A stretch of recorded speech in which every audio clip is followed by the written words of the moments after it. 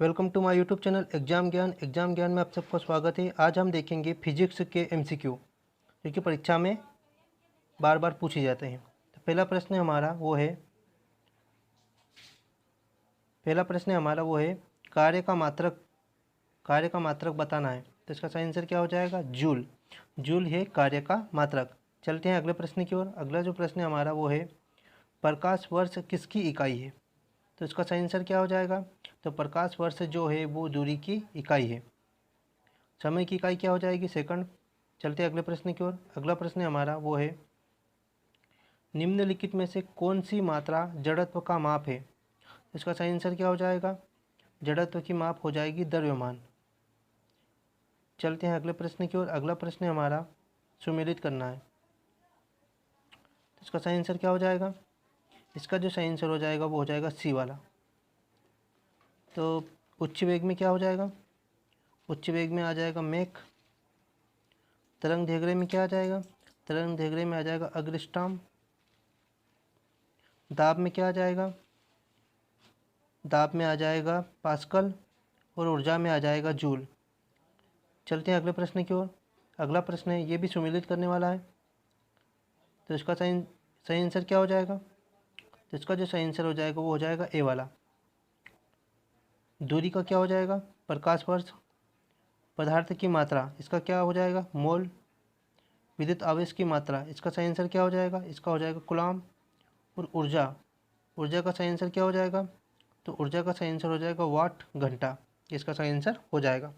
चलते हैं अगले प्रश्न की ओर। अगला प्रश्न हमारा ये भी सुमेलित करने वाला है। चलते हैं अगले प्रश्न की ओर। यह सुमेलित करने वाला है, इसमें भी सुमेलित करना है। इसका सही आंसर हो जाएगा डी वाला। कौन सा हो जाएगा? डी वाला इसका सही आंसर हो जाएगा। तो ए में क्या आ जाएगा? त्वरण में क्या आ जाएगा? त्वरण में आ जाएगा मीटर प्रति सेकंड स्क्वायर। बल में क्या आ जाएगा? बल में आ जाएगा न्यूटन। कृत कार्य में क्या आ जाएगा? इसमें आ जाएगा जूल। और आवेग में क्या आ जाएगा? आवेग क्या हो जाएगा? Newton second. चलते हैं अगले प्रश्न की ओर।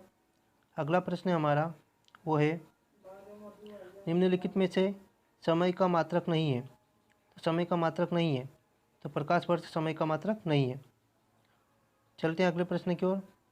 अगला प्रश्न हमारा वो है पारसेक इकाई है। तो पारसेक किसकी इकाई है? तो पारसेक है दूरी की इकाई।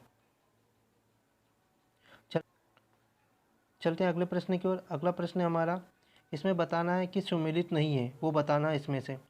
इसका सही आंसर क्या हो जाएगा? सेल्सियस। सेल्सियस ऊष्मा की इकाई, ये गलत हो जाएगा। बाकी डेसिबल की ध्वनि की प्रबलता, अश्वशक्ति शक्ति की इकाई, समुद्री मील नौसाल संचालन में दूरी की इकाई, ये सभी सही हो जाएंगे। और डी वाला इसका गलत आंसर हो जाएगा। सेल्सियस तापमान की हो जाएगी। चलते अगले प्रश्न की ओर। अगला प्रश्न हमारा ल्यूमेन किसका मात्रक है? तो ल्यूमेन किसका मात्रक हो जाएगा? ल्यूमेन मात्रक हो जाएगा ज्योति फलक का। चलते अगले प्रश्न की ओर। अगला जो प्रश्न है हमारा वो है क्यूरी किसकी इकाई का नाम है? तो क्यूरी किसकी इकाई हो जाएगी? रेडियोएक्टिव धर्मिता, इसकी इकाई हो जाएगी क्यूरी। चलते हैं अगले प्रश्न की ओर। अगला प्रश्न हमारा वो है पास्कल इकाई है। तो पास्कल किसकी इकाई है? तो पास्कल किसकी इकाई हो जाएगी? तो पास्कल हो जाएगी दाब की इकाई। चलते हैं अगले प्रश्न की ओर। अगला प्रश्न हमारा कैंडेला मात्रक है। तो कैंडेला किसका मात्रक है? तो ये हो जाएगा ज्योति तीव्रता, इसका मात्रक हो जाएगा। चलते हैं अगले प्रश्न की ओर। अगला प्रश्न हमारा जूल निम्नलिखित की इकाई है। जूल किसकी इकाई है? तो जूल है ऊर्जा की इकाई। चलते हैं अगले प्रश्न की ओर। अगला प्रश्न हमारा वो है मात्रकों की अंतर्राष्ट्रीय पद्धति कब लागू की गई? तो इसका सही आंसर क्या हो जाएगा? 1971 में लागू की गई। चलते हैं अगले प्रश्न की ओर। अगला प्रश्न हमारा वो है हर्ट्ज में क्या मापने की यूनिट है? हर्ट्ज से क्या मापते हैं? इसका सही आंसर हो जाएगा तरंगों की आवृत्ति। तरंगों की आवृत्ति मापते हैं इससे। चलते हैं अगले प्रश्न की ओर। अगला प्रश्न हमारा वो है विद्युत मात्रा की इकाई है। विद्युत मात्रा की इकाई क्या हो जाएगी? एम्पियर हो जाएगी। चलते हैं अगले प्रश्न की ओर। अगला प्रश्न हमारा वो है एसआई पद्धति में लेंस की शक्ति की इकाई क्या है? इसका सही आंसर क्या हो जाएगा? इसका सही आंसर हो जाएगा डायोप्टर। डायोप्टर इसका सही आंसर हो जाएगा। चलते हैं अगले प्रश्न की ओर। अगला प्रश्न हमारा डेसिबल किसे नापने के लिए प्रयोग में लाया जाता है? तो डेसिबल किसे नापने के लिए प्रयोग में लाया जाता है? तो वातावरण की ध्वनि को नापने के लिए इसका प्रयोग में लाया जाता है। चलते हैं अगले प्रश्न की ओर। अगला प्रश्न हमारा वो है, एम्पियर क्या नापने की इकाई है? एम्पियर से क्या नापते हैं? इसका सही आंसर हो जाएगा करंट। करंट नापते हैं एम्पियर से। चलते हैं अगले प्रश्न की ओर। अगला प्रश्न हमारा वो है, यंग प्रत्यास्थता गुणांक का एसआई मात्रक है, तो इसका सही आंसर हो जाएगा न्यूटन मीटर स्क्वायर। चलते हैं अगले प्रश्न की ओर। प्रश्न हमारा, निम्नलिखित युग्मों में से किन भौतिक राशियों के समान विमीय सूत्र नहीं है? जिनके विमीय सूत्र समान नहीं है उसको बताना है, तो इसमें हो जाएगा बल और दाब। इनके विमीय सूत्र समान नहीं है। चलते हैं अगले प्रश्न की ओर। अगला प्रश्न हमारा, एक खगोलीय इकाई संबंधित है, तो एक खगोलीय इकाई संबंधित है सूर्य या पृथ्वी के बीच की दूरी से संबंधित है, इसका सही आंसर हो जाएगा। चलते हैं अगले प्रश्न की ओर। अगला प्रश्न हमारा वो है, निम्नलिखित में से कौन सी अविमीय राशि है? इसका सही आंसर हो जाएगा विकृति। विकृति एक अविमीय राशि है। चलते हैं अगले प्रश्न की ओर। अगला प्रश्न हमारा वो है, निम्नलिखित में से कौन सी सदिश राशि नहीं है? तो सदिश राशि नहीं है उसके बारे में बताना है। इसका जो सही आंसर हो जाएगा वो हो जाएगा द्रव्यमान। यह सदिश राशि नहीं है। बाकी संवेग, वेग, कोणीय वेग ये सभी सदिश राशियाँ हो जाएगी।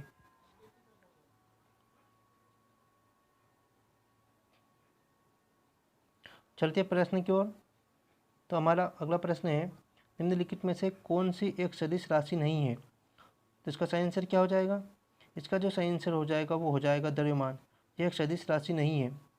बाकी संवेग, वेग और कोणीय वेग तीनों सदिश राशियाँ हैं। चलते हैं अगले प्रश्न की ओर। अगला प्रश्न हमारा, अदिश राशि है, तो इसका सही आंसर क्या हो जाएगा? इसका सही आंसर हो जाएगा ऊर्जा। ऊर्जा एक अदिश राशि है। बल, आघूर्ण और संवेग ये क्या हो जाएगा? तो ये सदिश राशियाँ हो जाएगी। चलते हैं अगले प्रश्न की ओर। अगला प्रश्न हमारा वो है, निम्नलिखित में से कौन सी एक सदिश राशि है? एक सदिश राशि कौन सी हो जाएगी? संवेग। संवेग एक सदिश राशि है। चलते हैं अगले प्रश्न की ओर। अगला प्रश्न हमारा वो है, निम्नलिखित में से कौन सी राशि सदिश नहीं है? तो कौन सी राशि सदिश नहीं है वो बताना है। तो आयतन एक सदिश राशि नहीं है। चलते हैं अगले प्रश्न की ओर। अगला प्रश्न हमारा वो है, निम्नलिखित में सदिश राशि है, सदिश राशि हो जाएगी वेग। वेग एक सदिश राशि है। चलते हैं अगले प्रश्न की ओर। अगला प्रश्न हमारा वो है, निम्नलिखित में से कौन सा एक व्युत्पन्न परिणाम नहीं है? एक व्युत्पन्न परिणाम नहीं है, तो इसका सही आंसर क्या हो जाएगा? इसका सही आंसर हो जाएगा द्रव्यमान। चलते हैं अगले प्रश्न की ओर। अगला प्रश्न हमारा, त्वरण ज्ञात करने का सही सूत्र है, तो त्वरण को ज्ञात करने का सही सूत्र क्या हो जाएगा? फर्स्ट वाला हो जाएगा A बराबर V-U/T, ये इसका सही आंसर हो जाएगा। चलते हैं अगले प्रश्न की ओर। अगला प्रश्न हमारा, पदार्थ के संवेग और वेग के अनुपात से कौन सी भौतिक राशि प्राप्त की जाती है? तो इसका सही आंसर क्या हो जाएगा? इसका सही आंसर हो जाएगा द्रव्यमान। द्रव्यमान प्राप्त किया जाता है। चलते हैं अगले प्रश्न की ओर। अगला प्रश्न हमारा वो है, प्लांक के अचर में किसका आयाम होता है? तो इसका सही आंसर हो जाएगा कोणीय गति। चलते हैं अगले प्रश्न की ओर। प्रश्न हमारा, एक लड़की झूले पर बैठी स्थिति में झूला झूल रही है, उस लड़की के खड़े हो जाने पर दोलनों का आवर्तकाल क्या हो जाएगा? इसका जो सही आंसर हो जाएगा वो हो जाएगा लड़की की ऊंचाई पर निर्भर करेगा। चलते हैं अगले प्रश्न की ओर। अगला प्रश्न हमारा वो है, घूर्णन करती हुई एक गोल मेज पर अचानक एक लड़का आकर बैठ जाता है। मेज के कोणीय वेग पर क्या प्रभाव पड़ेगा? तो इसके कोणीय वेग पर क्या प्रभाव पड़ेगा? तो इसका सही आंसर क्या हो जाएगा? कम हो जाएगा। कोणीय वेग क्या हो जाएगा? कम हो जाएगा। चलते हैं अगले प्रश्न की ओर।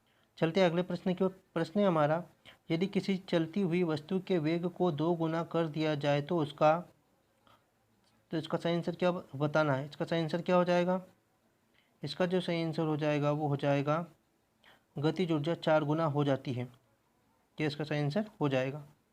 चलते हैं अगले प्रश्न की ओर। अगला प्रश्न हमारा, किसी पिंड के द्रव्यमान तथा भार में अंतर होता है क्यों अंतर होता है? इसका सही आंसर हो जाएगा द्रव्यमान स्थिर रहता है जबकि भार परिवर्तनीय होता है। चलते हैं अगले प्रश्न की ओर। अगला प्रश्न हमारा, किसी भी स्थिर या गतिशील वस्तु की स्थिति और दिशा में तब तक कोई परिवर्तन नहीं होता जब तक उस पर कोई बाह्य बल सक्रिय न हो। यह क्या है? प्रथम नियम है, द्वितीय नियम है, तृतीय नियम है या गैलीलियो का गति का नियम है? इसका सही आंसर बताना है। इसका सही आंसर हो जाएगा न्यूटन का गति का प्रथम नियम। चलते हैं अगले प्रश्न की ओर। अगला प्रश्न हमारा वो है, किसी असंतुलित बल द्वारा किसी पिंड में उत्पन्न त्वरण बल के व्युत्क्रमानुपाती होता है, अनुक्रमानुपाती होता है, प्रभाव से स्वतंत्र होता है या शून्य होता है। तो इसका सही आंसर क्या हो जाएगा? बल के अनुक्रमानुपाती होता है। चलते हैं अगले प्रश्न। अगला प्रश्न हमारा वो है, न्यूटन के गति के तीसरे नियम के अनुसार क्रिया तथा प्रतिक्रिया से संबंध बल हमेशा एक वस्तु पर लगे होने चाहिए, भिन्न भिन्न वस्तु पर लगे हो सकते हैं, हमेशा भिन्न भिन्न वस्तु पर लगे होने चाहिए। तो इसका सही आंसर क्या हो जाएगा? तो इसका सही आंसर हो जाएगा सी वाला, हमेशा भिन्न भिन्न वस्तुओं पर ही लगे होने चाहिए।